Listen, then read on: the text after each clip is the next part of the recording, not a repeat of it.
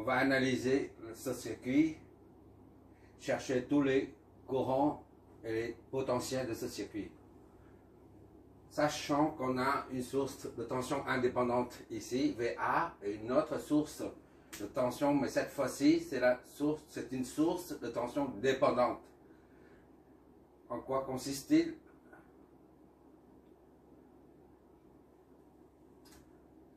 Et la différence entre cette source de tension et celle-là, c'est que la tension aux bornes de cette source dépend du courant I1 qui circule dans cette branche-là. Par exemple, I1 est égal à 2 ampères, par exemple. VB, la tension aux bornes, ce sera 4 fois 2, ça fait 8 volts. Si le courant ici, c'est 0,1 volt, 0,1 ampère. 4 fois 0,1, ça fait 0,4. D'accord? 0,4 volts aux bornes de la source de tension dépendante. C'est tout en fait.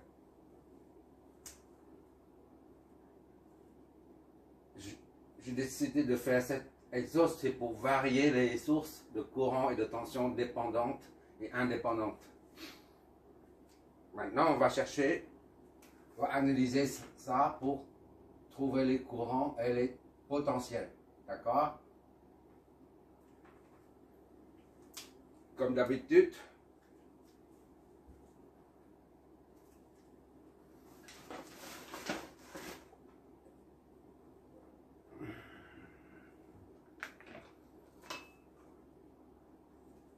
pour commencer,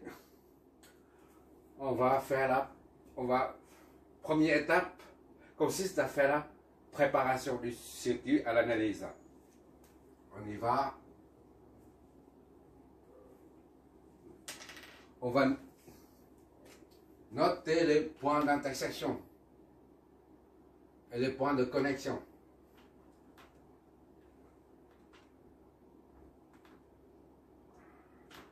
Je vais vérifier le cadrage de mon écran.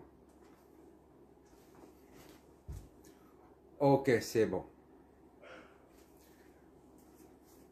Appelons ici 1,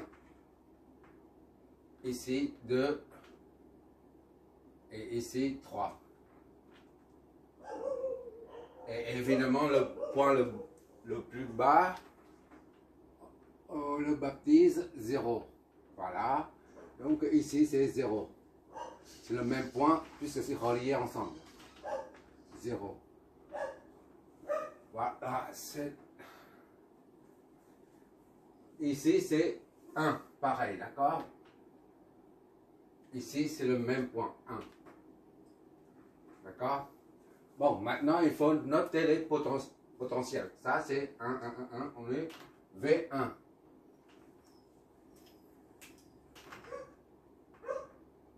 Le potentiel V1. Potentiel V2.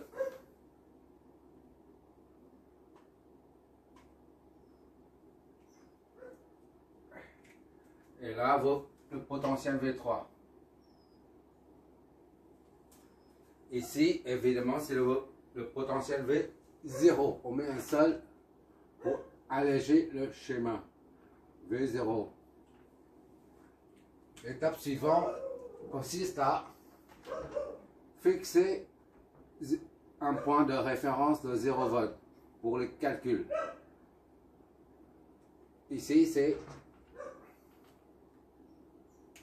0 volt, arbitrairement choisi, pour mener tous les calculs. Tous les calculs seront en tension ou en courant, seront menés par rapport à ce point de référence 0 volt. D'accord? Qu'est-ce qui nous reste pour la phase de préparation? Bon, les courants maintenant. On suppose ici, c'est un courant IA cette fois-ci. IA qui sort de cette source de tension dépendante. I1, IA, donc IA arrive jusque là. D'accord? Et partir de là, on a I1 ici déjà. Ici, c'est I2. D'accord? I3, on l'oriente vers là. I3 et I4 qui descend. On va contrôler après la cohérence. La cohérence des sens, du courant. Et enfin, IB qui monte ici. Il sort une fois de plus. Ce ne sont que des suppositions. D'accord? Le sens des courants sont ainsi supposés. On vérifie la cohérence, la logique. IA monte ici, tourne à droite. Et puis, il est scindé en deux. Il se scinde en deux.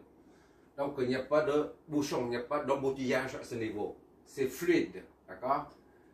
Et I1 descend ici. I1 et I3 se joignent au nœud 2. Et ça forme un courant I4 qui sort du nœud. Donc, il n'y a pas de bouchon, il n'y a pas d'embouteillage. La circulation est fluide, comme une autoroute.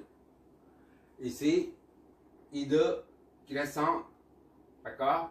IB qui monte à ce niveau, et puis ça donne un courant I3 qui sort. Il n'y a pas de bouchon, il n'y a pas d'embouteillage. L'autoroute est fluide. Donc, tout est bon. Ici, I4 qui descend ici au nœud 0 et ça fait deux courants qui partent comme ça. Ce nœud n'est pas bouché. Tout est fluide. Donc, c'est bon. I4 qui descend et il est scindé en deux. D'accord? Il n'y a pas d'embouteillage. Donc, tout est bon. Maintenant, toutes les flèches des courants sont connues là. Maintenant, il faut les flèches de tension. Les flèches de tension, ça c'est une source de courant, source de tension. Donc, la flèche de tension est dans le même sens que la flèche de courant. Voilà. V1, 0. D'accord? Or, V1, 0 se trouve aux bornes de la source de tension de 20 volts, de VA qui est 20 volts. Donc, V1, 0 est égal à VA est égal à 20. V1, 0 est égal à 20. D'accord? 20 volts. D'accord? Ça se trouve aux bornes. V10.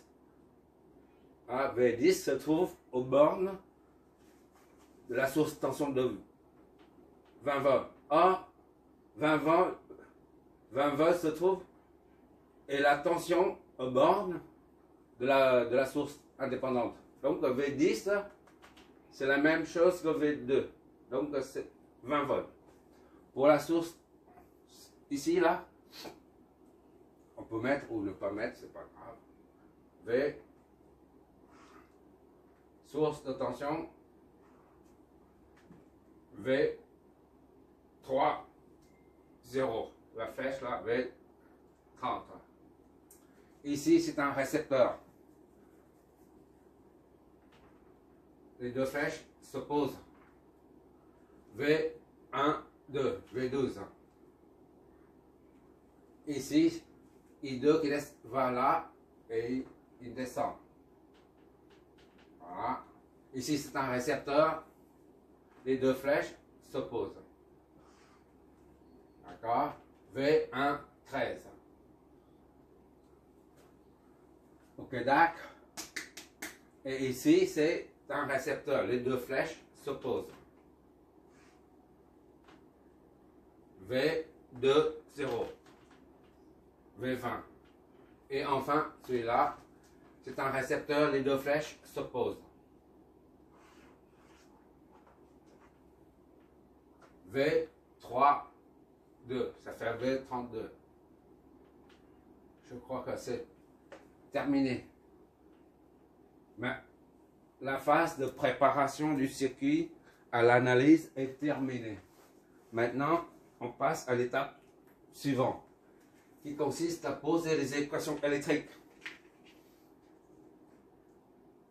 en se servant de la loi d'Ohm. La formule V est égal à RI, d'accord?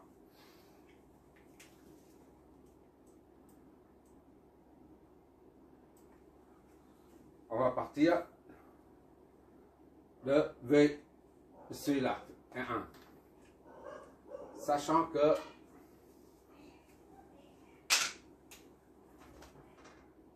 V est égal à RI, loi d'Ohm. Notre fameuse loi d'Ohm.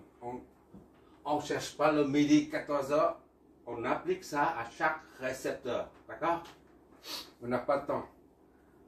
V, différence de potentiel aux bornes de la résistance R1, c'est V12, est égal à la résistance multipliée par le courant qui la traverse, c'est-à-dire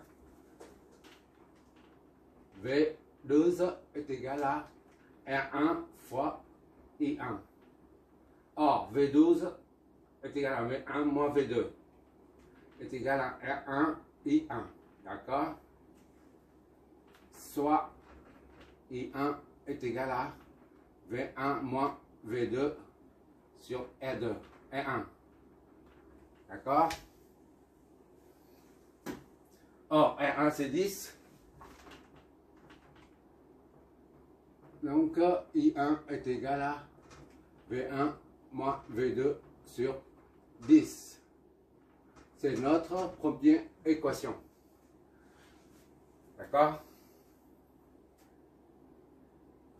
Maintenant, V13. Ici,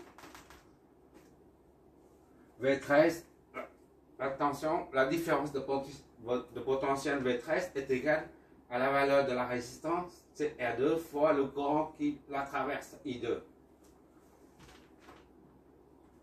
V13 est égal à R2 fois I2 fois I2.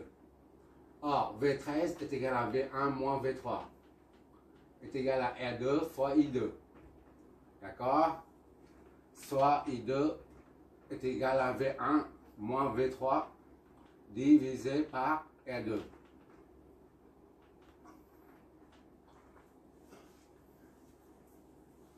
Or, R2 est égal à 24.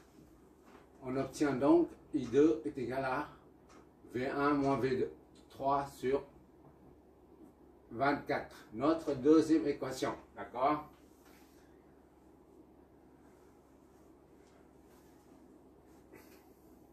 Maintenant, on applique toujours la loi d'Ohm à ce récepteur.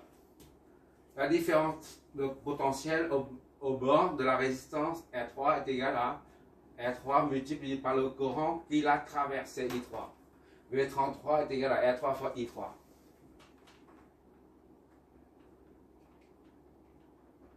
V32 est égal à R3 I3. I3. Or, V32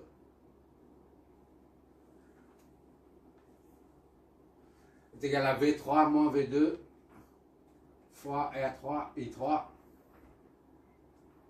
soit I3 est égal à V3 moins V2 sur R3. Avec R3 est égal à 4, on en déduit I3 est égal à V3 moins V2 sur 4, notre troisième équation.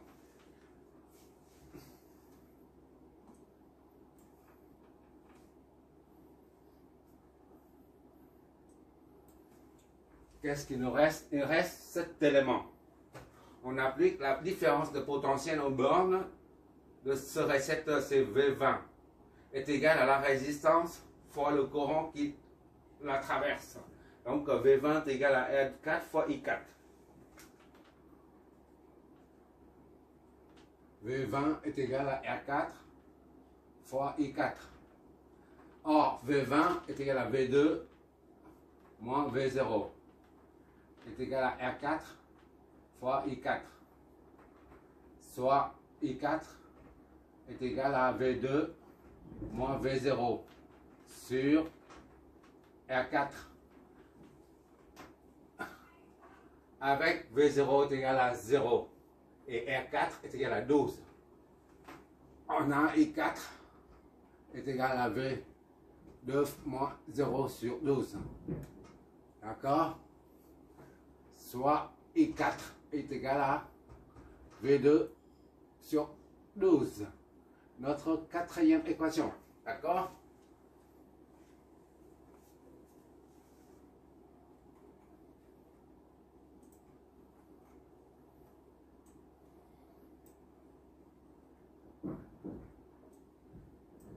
Jusque-là, c'est classique. Il n'y a rien de compliqué.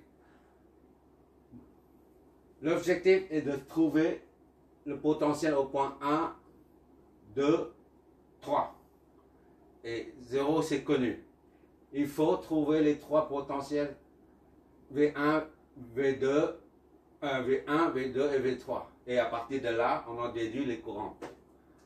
D'accord? Et on se débrouille comme on peut.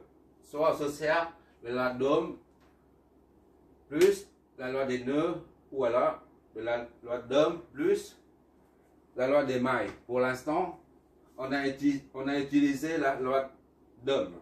Maintenant, entre la loi des nœuds et la loi des mailles, il faut savoir laquelle utiliser.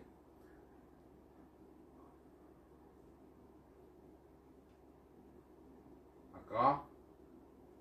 Bon, on a ici I1 qui descend là. Et I3 qui arrive ici.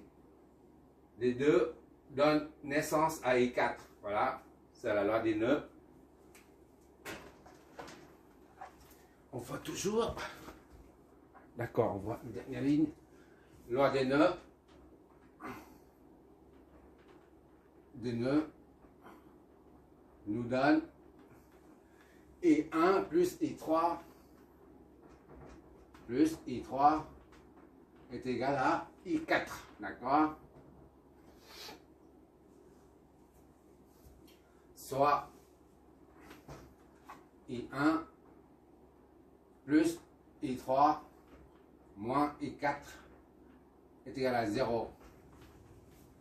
C'est de la place qui manque. D'accord? Et maintenant, il suffit de remplacer I1 par son expression en fonction des potentiels. De même que I3, on remplace par son expression qui est V3 moins la différence de potentiel sur 4. Et I4 aussi. I4 par son expression qui est fonction du potentiel V2. Donc on remplace I1 par V2. V1 moins V2 sur 10. Ça, on utilise la loi des nœuds. On se débrouille, chacun débrouille. Chacun sa sauce, hein, on fait à chaque.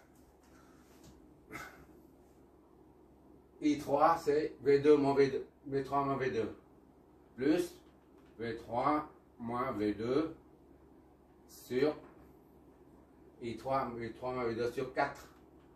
Et moins I4, c'est V2 sur 12.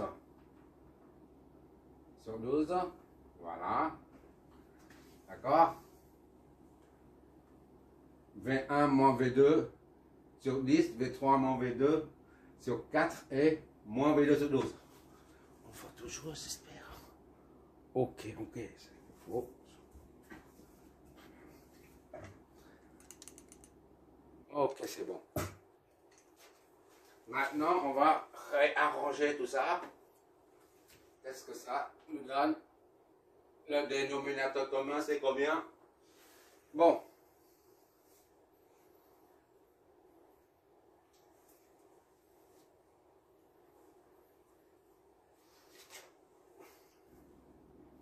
Moi, je ne suis pas doué pour le calcul mental. 10 fois 4 fois 12.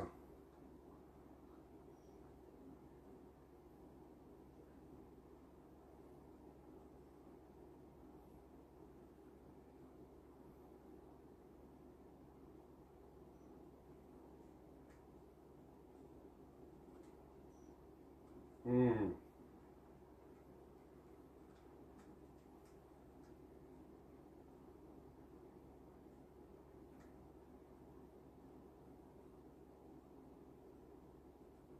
Bon, c'est 60.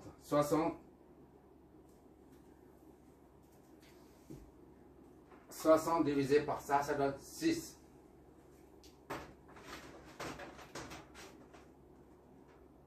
6 fois V1 moins V2.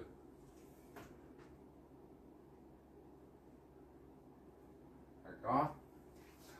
60 divisé par 4. 15. 15 plus 15 fois V3 moins V2. V2. Et 60 divisé par 12, ça fait 5. Je vérifie. Ok. Ça fait 5. Moins 5 V2. 5 V2 est égal à 0. On développe 6 V1 moins 6 V2 plus 15 V3 moins 15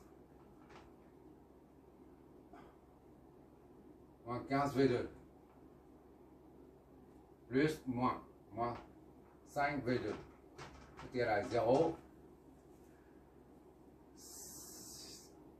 6 V1 6 V1 moins 20 moins 26 V2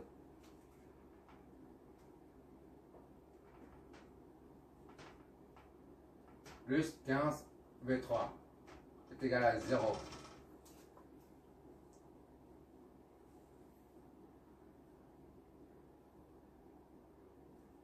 C'est notre équation, disons, A. L'équation A.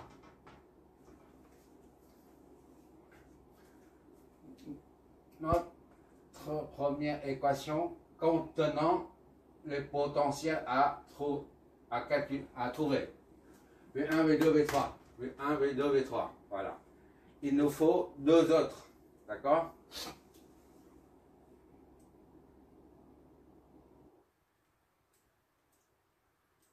Pourquoi deux autres? Parce qu'il y a trois inconnus. Il faut un système d'équations. Un système composé de trois équations pour pouvoir trouver les trois inconnus. Bon, maintenant on va se servir de la loi des mailles.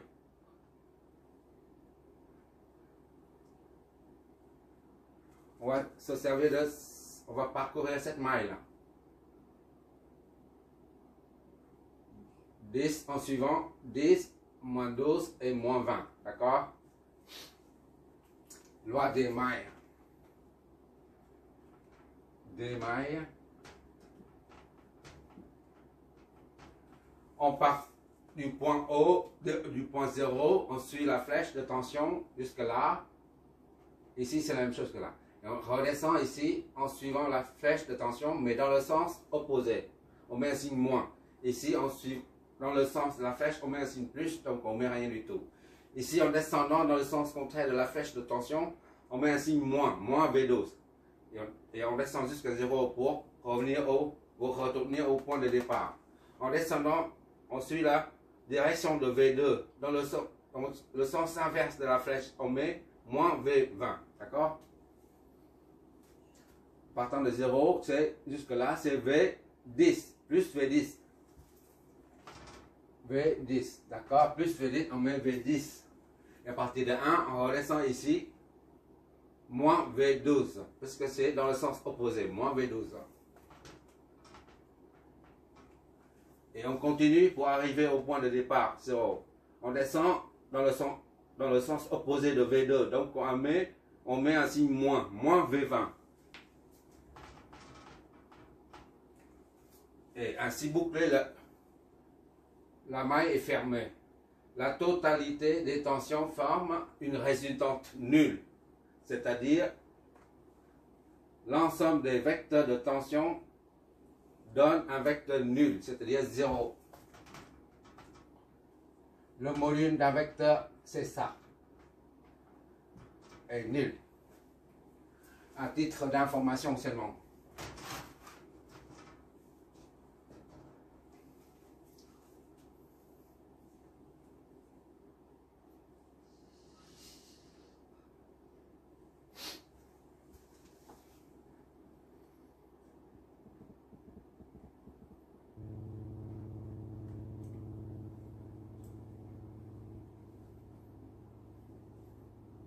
Ou 24. Oh là là là là là. C'est 24, 24. 24. Ici, c'est 24 volts, d'accord? C'est pas 20, c'est 24. Et mon... Les houles. Une petite pause. Ici, c'est 24. Hein? 24 volts. La source de tension, c'est 24 volts. C'est pas 20 volts. Je reprends 24 volts. D'accord? 24 volts. Ça n'affecte en rien du tout. Bon. Maintenant, le fait que V10 est égal à 24, on injecte là-dedans. D'accord? Et on décompose les potentiels. Qu'est-ce que ça signifie? On met 24 à la place de V10. 24 moins V12 c'est V1 moins V2. Moins V20 c'est V2 moins V0 est égal à 0. D'accord? Maintenant on enlève toutes les parenthèses. 24 moins V1 multiplié là-dedans, ça fait plus V2. Moins V2 plus V0 est égal à 0. Ça c'est 0. V0 c'est 0. D'accord? Plus V2 moins V2. D'accord? Donc V1 est égal à 24. Soit V1 est égal à 24 volts. On peut aussi écrire cette équation en tant que 1 V1 plus 0 V2 plus 0 V3 est égal à 24 volts. C'est la même chose. Ça fois ça c'est 0, ça c'est 0. Il ne reste que ça. Voilà. C'est notre deuxième équation. A, B. Notre deuxième équation qui contient les trois potentiels à trouver. 1, 2, 3. Et la dernière,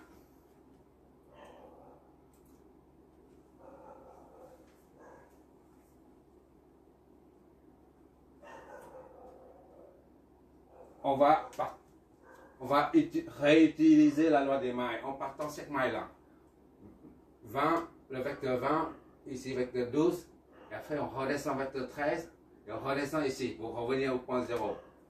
On y va, on part de 0 là, on suit le vecteur dans son sens, dans le sens de la pointe de la flèche. Donc c'est plus 20, V20. V20 plus V20, on met V20. Voilà, on part de 0, on suit la flèche, on va dans le sens de la flèche, donc V20 plus V20. Et maintenant ici, on monte ici, on va toujours dans le sens de la flèche V12. On met plus V12. D'accord? Plus V12. Et à partir de 1 là, on redescend ici. On va dans la direction de V. La direction et le sens, c'est deux choses qui n'ont rien à voir. On va dans la direction de V13, mais dans le sens opposé de la flèche de tension, donc c'est moins V13. Et à partir de là, on descend, on va dans la direction de V30. Dans le sens opposé de la flèche, c'est moins V30. D'accord? Et on retombe sur 0. Ça donne la résultante. Ça donne une résultante vectoriel nul. C'est 0. Voilà.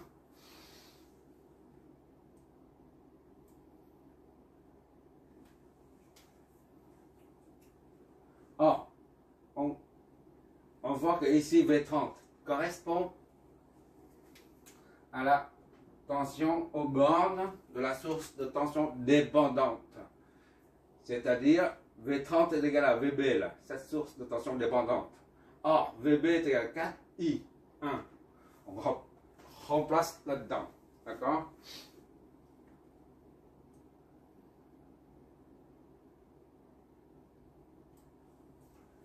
V20 plus V12 moins V13 moins V30. V30 c'est 4I1 est égal à 0. Maintenant, il faut décomposer les potentiels. V2, V20 est égal à V2 moins V0. D'accord? Plus V2 est égal à V1 moins V2. D'accord? Et V13, moins déjà. V13 c'est V1 moins V3. Et moins 4 fois quoi? I1. I1 il est là. L'équation 1. V1 moins V2 sur 10. V1 moins V2 sur 10. D'accord? Et tout ça est nul. Voilà. On a ici V1, V2 et V3. Donc, c'est l'équation qu'il nous faut, la dernière équation qu'il nous faut.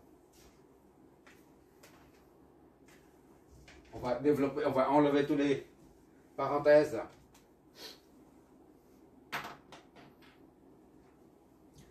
V2 moins V0 plus V1, ici là, plus V1 moins V2 moins V1 plus V3 moins